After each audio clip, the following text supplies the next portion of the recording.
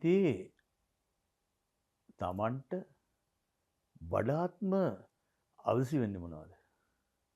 අපිට බලු බැලමට පේන්නේ අපිටකම මේ බාහිර දේවල් තමයි අපිට අවශ්‍ය කියලා. අපි ඉල්ලන්න උත්සාහ කරන්නේම මේ ජීවිතේට වඩාත්ම වැදගත් දේවල් නෙවෙයි.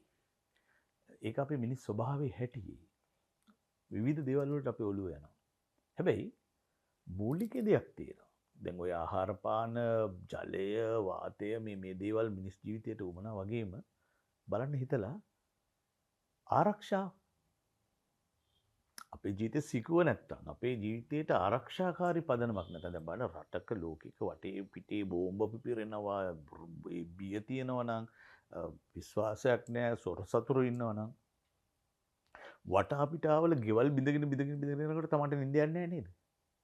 වටා පිටාවල කෝලහල ඇති වෙනවා නම් තමන්ට නිින්ද යන්නේ නැහැ.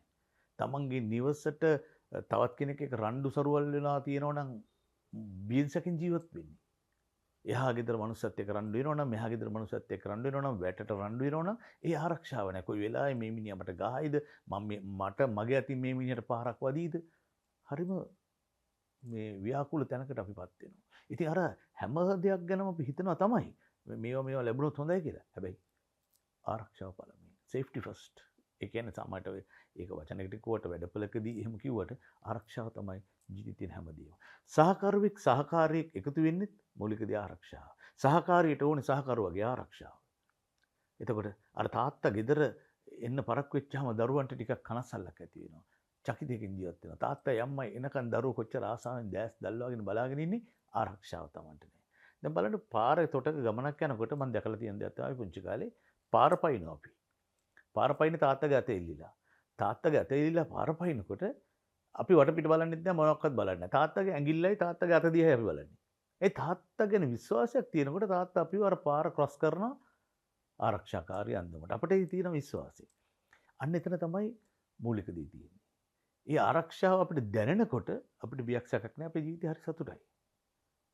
මේ වගේ තමයි දෙවියන් වහන්සේගේ අපිට දෙන ආරක්ෂාව. ආරක්ෂාව දෙවියන් වහන්සේගෙන් පමණයි ලැබෙන්නේ. අපි මේක හිතන්නේ. අපි මේක ගැන කිසිම තැකීමකට පත් වෙන්නේ නැහැ. ඒ නිසා අද දේ වචනේ දාවිත් රජතුමා ලියන ගීතාවලියේ සඳහන් කරන මේක. දෙවියන් වහන්සේ අපගේ සරණ හා ශක්තිය ඒ වගේම කරදරවලදී අපිට ඉන්නේ දෙවියන් වහන්සේ පමණයි. අපට අපේ ස්වශක්තියෙන් කිසිවක් කරන්නට බෑ. ඉතින් දෙවියන් වහන්සේ ඔබේ ආරක්ෂිත දානීය බව දැනගෙන ජීවත් වීම තමයි අපට අවශ්‍ය වෙන්නේ. අපේ නිවස, අපේ හදවත, අපේ ඇතුළාන්තය අප තුළ දෙවියන් වහන්සේගේ ආරක්ෂාව තිබිය යුතුමයි.